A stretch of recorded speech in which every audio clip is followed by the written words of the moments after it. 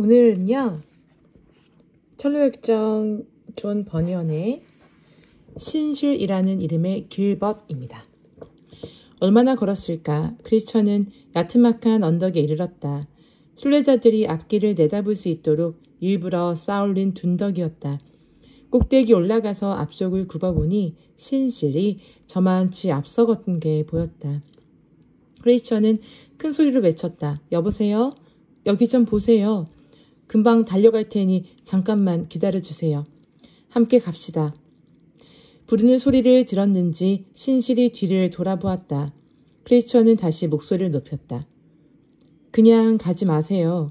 잠시만 멈춰보세요. 얼른 갈게요. 하지만 신실은 걸음을 늦추지 않았다. 안 돼요.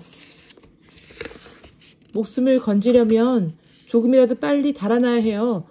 복수를 벼르는 이들이 핏값을 찾겠다며 날 쫓아오고 있거든요. 그 말을 들은 크리스천은 죽을 힘을 다해 달려서 마침내 신실을 따라잡았다. 그냥 뒤따라간 정도가 아니라 얼마쯤 앞지르기까지 했다. 나중된 자로서 먼저 된 셈이었다. 먼저 가던 순례자를 추월하고 우쭐해진 크리스천은 고개를 돌려 신실을 바라보며 자랑스럽게 미소를 지었다.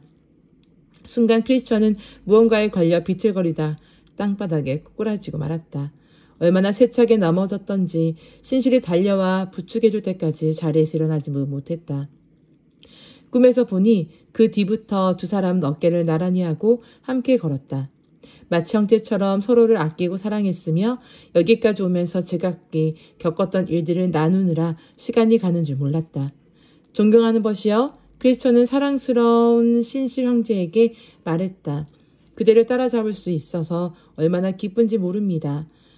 하나님이 우리 둘의 심령에 역사하시고 동행으로 즐겁게 한 길을 가게 하셨습니다. 신실이 화답했다. 순례를 시작할 때부터 함께하고 싶었습니다만 그대가 나보다 먼저 떠나는 바람에 이렇게 먼 길을 홀로 걸을 수밖에 없었답니다. 나를 쫓아 순례 여행에 나서기 전에 얼마나 오랫동안 멸망의 도시에 머무셨습니까? 오래 지체할 수가 없었습니다. 형제가 출발한 뒤로 머지않아 하늘에서 불벼락이 쏟아져서 도시가 다 타 없어질 거란 소문이 파다했으니까요. 그래요? 이웃 사람들이 그렇게 얘기했단 말입니까? 크리스천의 눈이 희둥그레졌다. 그렇습니다. 한동안 다들 눈만 뜨면 그 얘기를 나눴으니까요. 그렇군요. 그런데 위험을 피해서 피난 나온 사람이 어째서 한 분뿐이죠? 신실이 대답했다. 이미 얘기한 것처럼 이러니 저러니 말은 많지만 아무도 사실로 받아들이지는 않았던 것 같아요. 너나 없이 그 일을 입에 올리면서도 그대가 꽁무니 빠지게 달아났다는 식으로 비아냥거리는 경우가 적지 않았어요. 순례 여행을 조롱하는 표현이죠. 하지만 나는 언젠가 하늘에서 불과 유황이 비처럼 쏟아져서 온 도시를 다 살라 버릴 거라는 확신이 들었어요. 지금도 그렇게 믿고 있죠. 믿고 있고요. 그래서 고향을 등지고 그렇게 순례길에 들어서게 된 겁니다. 한 동네에 살던 유순한 씨에 대해 무슨 얘기를 들은 게 있습니까? 크리스천이 물었다. 있고 말고요. 그대를 따라가다가 낙담이란 늪에 빠졌다고 하더군요. 본인은 그 부분을 극구 부정하지만 개인적으로는 틀림없는 사실로 보고 있습니다. 수렁에나 입슴직한 개흙을 잔뜩 뒤집어 쓴 채 다시 나타났거든요. 신실이 말했다. 동네 사람들은 뭐라던가요? 내가 떠날 무렵에는 도중에 돌아온 걸 조롱하는 분위기였어요. 놀리고 창피를 주는 건 물론이고 아예 따돌리기까지 했어요. 도시를 떠났을 때보다 7배는 형편이 나빠진 꼴이죠. 유순한 씨를 비웃는 까닭은 모르겠군요. 너나 없이 멸시하던 길을 포기하고 돌아왔으니 도리어 칭찬해줘야 할 일이 아닐까요? 크리스천은 고개를 갸우뚱거렸다. 다들 그러더군요. 변절자 같으니라고. 저런 인간은 목을 매달아야 해. 스스로 한 약속에도 충실하지 못한 놈. 바른 길을 버리고 돌아선 탓에 하나님이 원수들까지 부추겨 야유와 멸시를 받으며 두고두고 말거리가 되게 만드신 게 아닌가 싶습니다. 길을 떠나기 전에 유순한 씨와 이야기해봤습니까? 길에서 한번 마주친 적이 있었어요. 신실이 대답했다. 하지만 제 행동이 부끄러운지 고개를 돌리고 지나가는 바람에 대화를 나누지 못했습니다. 순례를 처음 시작했을 무렵에는 그 양반에게 기대를 걸기도 했지만 지금은 도시 전체가 무너져 내릴 때 함께 멸망을 당하지 않을까 걱정됩니다. 개가 그 토하였던 것에 돌아가고 돼지가 씻었다가 더러운 구덩이에 도로 누웠다는 속담이 그대로 들어 맞았으니 말입니다. 크리스천이 말했다. 두렵기는 합니다만 누구도 닥쳐올 일을 막을 수 있겠습니까? 신실은 서글픈 표정으로 머리를 끄덕였다. 크리스천은 다른 데로 화제를 돌렸다. 형제님, 이젠 우리와 좀 더 관련이 깊은 문제들을 이야기해 봅시다. 이번 여정에서 어떤 일들을 겪었는지 들려주시겠어요? 아무 어려움 없이 여기까지 오시지는 않았을 테니까요. 크리스천 형제님도 그러셨다고 들었습니다만 저도 낙담에 빠졌다가 간신히 빠져나왔습니다. 그러곤 양해문까지 별다른 위험을 겪지 않고 쭉 갔어요. 그러다 음탕이란 여자를 만났는데 자칫 그 큰 피해를 입을 뻔했습니다. 신실은 차분하게 설명했다. 그 덫을 피했다니 천만다행입니다. 요셉도 음탕의 유혹을 받았지만 뿌리치고 도망쳤었죠. 하지만 그 대가로 목숨을 내놓아야 할 위기에 몰렸었어요. 그런데 그 여자가 형제님한테 무슨 짓을 한 거죠? 음탕이 얼마나 알랑거리는지 당해보지 않으면 상상조차 못할 겁니다. 날 꼬드겨서 술래길을 버리고 자기를 따라 나서게 하려고 듣도 보도 못한 온갖 쾌락과 만족을 맛보게 해주겠다는 약속까지 해가며 그야말로 안간힘을 쓰더군요. 음탕이 세상의 모든 쾌락을 떠안길지언정 선한 양심에서 오는 기쁨만큼은 줄 수 없을 겁니다. 그렇습니다. 잘 아시겠지만 음탕이 말하는 즐거움이란 음란하고 육체적인 쾌락뿐이죠. 신실이 맞장구 쳤다. 음행하는 여자의 입은 깊은 함정이니 주님의 저주를 받는 사람이 거기에 빠진다고 했는데 거기서 벗어나게 하셨으니 참으로 고마우신 하나님입니다. 크리스천이 덧붙였다. 정말 그 유혹을 말끔히 떨쳐버렸는지 아직 의문입니다. 무슨 말씀이죠? 크리스천은 눈을 동그랗게 뜨고 물었다. 신실 형제님은 음탕의 뜻을 따르지 않았잖아요. 그렇기는 하죠. 신실 대답했다.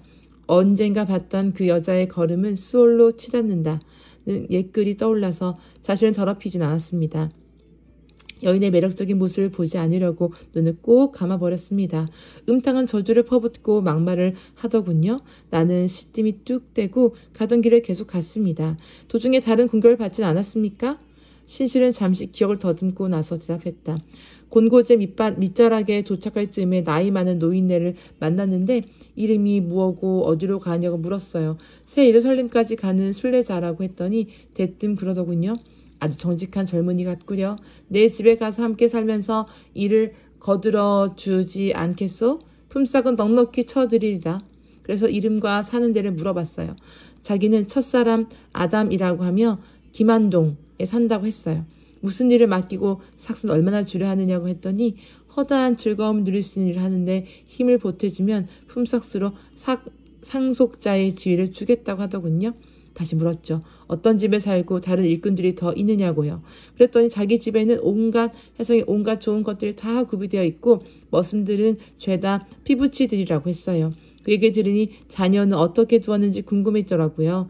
노인네 말인즉 딸만 셋인데 육신의 정욕과 안목의 정욕, 그다음과 이생의 자랑인데 마음이 있으면 결혼해도 좋다는 거예요. 하지만 마지막으로 계약 기간은 얼마로 할 생각이냐고 물었죠. 기다렸다는지 죽는 날까지 같이 살자고 하대요. 그래서 어떻게 했어요? 처음에는 노인네를 따라가 볼까 하는 마음도 있었어요. 썩 괜찮은 제안이었거든요. 그런데 이야기를 나누면서 그 양반의 이 말을 잘 보니까 옛사람을 그 행실과 함께 벗어버리라고 적혀 있는 거예요. 그래서요. 크리스천은 다음 이야기를 계속했다.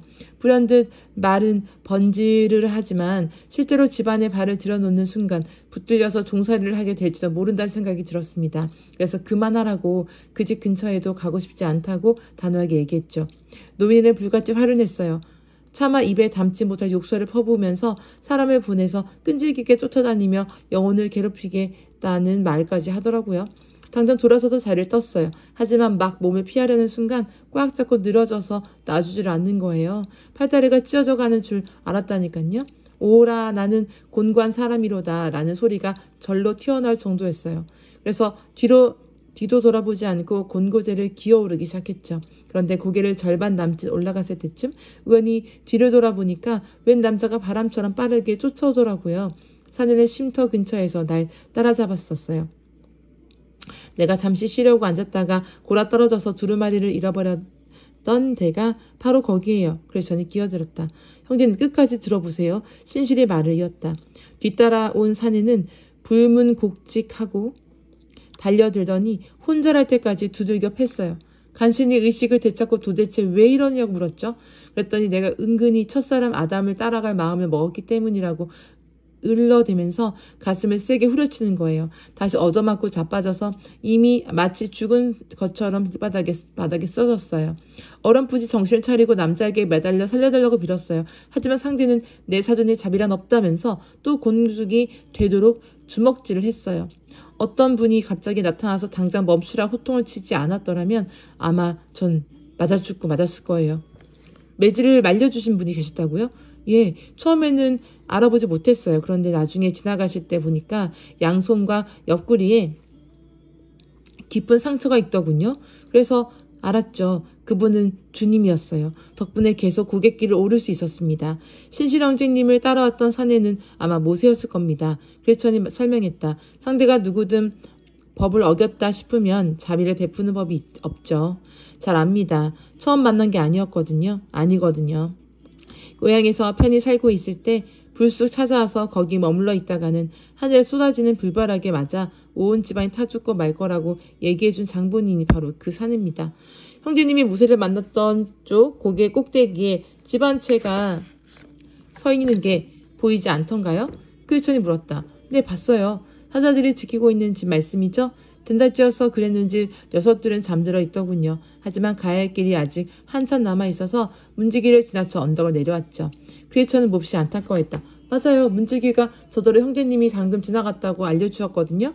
잠시 들렀더라면 주인 아가씨들이 평생 잊을 수 없을 만큼 진귀한 물건들을 수없이 보여주었을 텐데.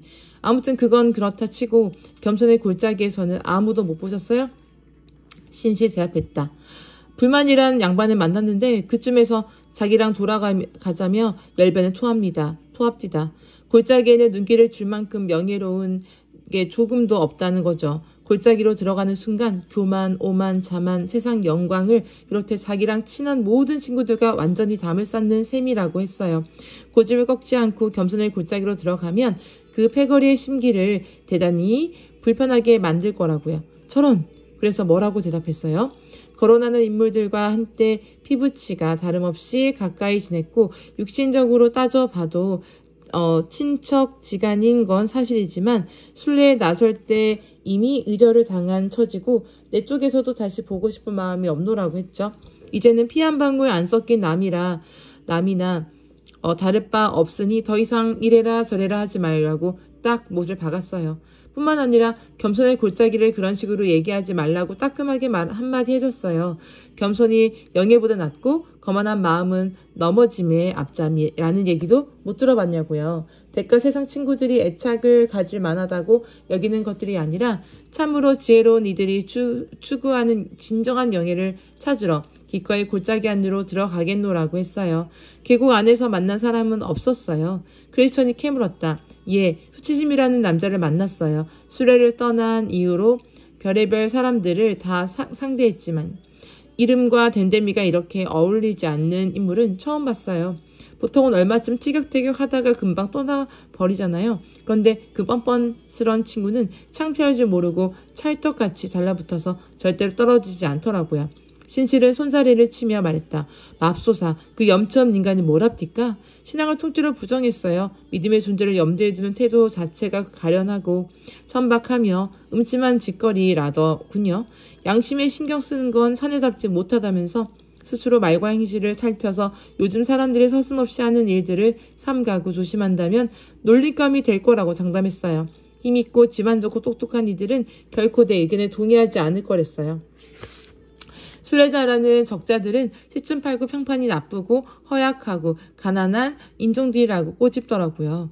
한마디로 자연과학에 대한 무지와 이해 부족을 고스란히 드러내는 시행착오적인 형태라는 거죠. 정말 할 말 못할 말 가리지 않고 다 하더라고요. 예를 들어 뉘우치고 슬퍼하는 마음으로 설교를 듣는 건 망신스러운 모습이고 집에 돌아가면서 한숨 지으며 탄식하는 것도 수치스러운 행동이라고 했어요.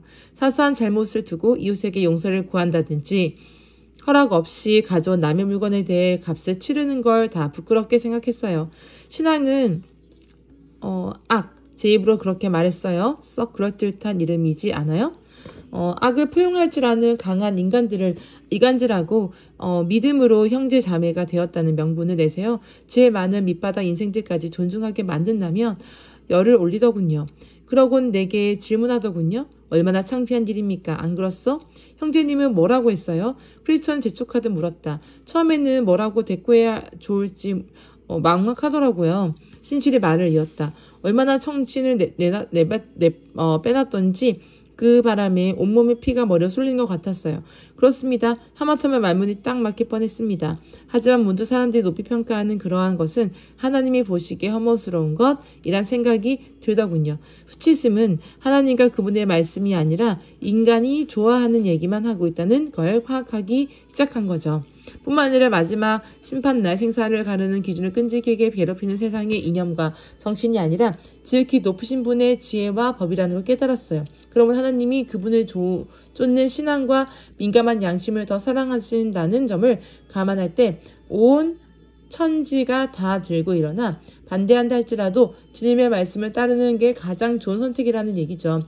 하나님은 이 하늘나라를 위해 스스로 어리석은 자가 되는 지혜로운 이들을 부르시며 그리스도를 사랑하는 가난뱅이가 세계를 주목 잡을 만큼 뛰어나지만 예수님을 미워하는 인물보다 훨씬 풍요롭다는 사실을 알게 될 겁니다. 그래서 쏘아 붙여줬어요. 썩 물러가라. 내 구원을 가로막는 원수 수치심아. 내가 내 놈의 말에 폴깃해서 왕의 신 주님을 외면할 것 같으냐? 그랬다가 다시 오시는 주님을 무슨 낯으로 뵙겠느냐? 하나님의 길과 그분의 일꾼들을 부끄러워하면서 무슨 은총을 기대할 수 있겠느냐? 수치심이란 놈을 생각할수록 대담한 불안당이었습니다. 악착같이 쫓아다니며 신앙생활을 하는 건 정말 미혹한 짓이라고 이런저런 말도 귓가에 속삭여 되는 통에 좀처럼 곁에서 몰아낼 수가 없었어요. 결국 내 놈이 우습게 보는 것들이야말로 내가 가장 자랑스럽게 여기는 것이니 아무리 설득하려고 발버둥을 쳐봐야 소용없다고 고통을 쳤습니다. 그제야 그 불쾌한 녀석이 떨어져 나가더군요. 놈을 떼어내고 나니 얼마나 후련한지 노래가 절로 나왔습니다. 그럼에도 불구하고 하늘의 부르심에 순종하는 이들이 맞닥뜨리는 시험은 수없이 많으니 육신의 허점을 정확히 겨냥해 밀려오고 또 밀려오네. 사람 지금이 아니어도 언젠가는 하나님 시험을 받고 무릎을 꿇고 실족할지 모를 일. 순례자들이여 조심하며 단호하게 물리시세. 그렇게 악독한 녀석과 용감히 맞서 싸웠다니 참 기쁘군요. 크리스천이 말했다. 어울리지 않은 이름을 가졌다는 말씀에 100번 동감입니다. 거리거리 따라다니며 남들 앞에서 부끄러운 마음을 갖게 만들려고 갖은 수를 다 쓰는 걸 보면 여간 뻔뻔스러운 놈이 아니네요. 결국 선한 것을 부끄럽게 만들려는 수작이 아닙니까? 여간 대담한 놈이 아니고서는 감히 엄두를 낼 수 없는 짓이죠. 그따위 허세를 참아줄 게 아니라 당당히 물리쳐야 합니다. 지혜 있는 사람은 영광을 물려받고 미련한 사람은 수치를 당할 뿐이라는 솔로몬 왕의 말 맞다나 바보가 아니고서야 그런 소리에 귀를 기울일 리가 있겠습니까? 신실은 고개를 끄덕이며 말했다. 수치심과 맞서 싸우게 도와달라고 주님께 기도해야 할 것이에요. 기도해야 할 것 같아요. 그분이 이 세상 나그네 길을 마칠 때까지 단호하게 진리 편에서 서길 바라실 테니까요.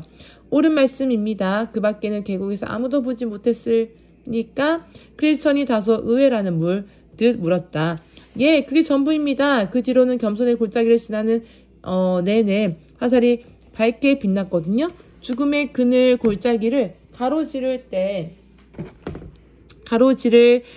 때도 그랬고요. 신실이 잡혔다. 별탈 없이 통과했다니 참 다행입니다. 크리스천이 말했다. 내 경우는 그렇게 순탄하지 못했어요. 계곡에 들어서자마자 아볼론이라는 더러운 귀신을 만나서 무시무시한 싸움 벌였죠. 솔직히 말해서 녀석이 날 쓰러뜨리고 온몸으로 찍어 누를 때에는 끝장나는 줄 알았습니다. 정말로 저 마귀가 날 짓이겨 죽이겠구나 싶었어요. 힘에 빌려 쓰러지면서 칼마저 놓쳤기 때문입니다. 넌 이제 죽었어 라고 외치며 달려드는 순간 하나님께 부르짖더니 그분이 들으시고 곤경에서 구해주셨어요.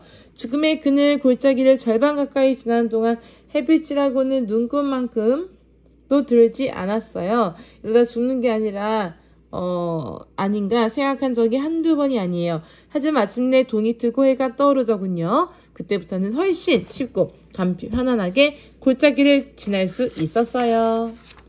와! 오늘 이렇게 신시라는 이름의 길벗이라고 해서 완료했습니다. 감사합니다. 좀 짧네요, 오늘요.